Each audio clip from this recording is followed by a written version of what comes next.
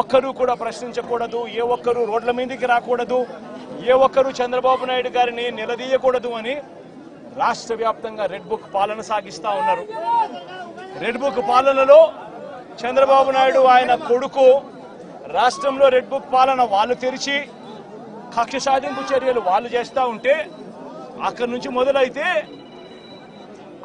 మొదలైతే నియోజకవర్గ స్థాయిలో ఎమ్మెల్యేలు, మండల స్థాయిలో మండల నాయకులు, గ్రామ స్థాయిలో గ్రామ నాయకులు వీళ్ళందరూ కూడా రెడ్ బుక్లు వాళ్ళు తెరిచేసి వాళ్ళు ఊర్లలో ఆధిపత్యం కోసం ఏ రకంగా వ్యవస్థలను భ్రష్టిస్తూ పోలీసులను నిస్తేదం చేస్తూ పోలీసుల సమక్షంలోనే ఏ రకంగా లా అండ్ ఆర్డర్ను నాశనం చేస్తా ఉన్న పరిస్థితి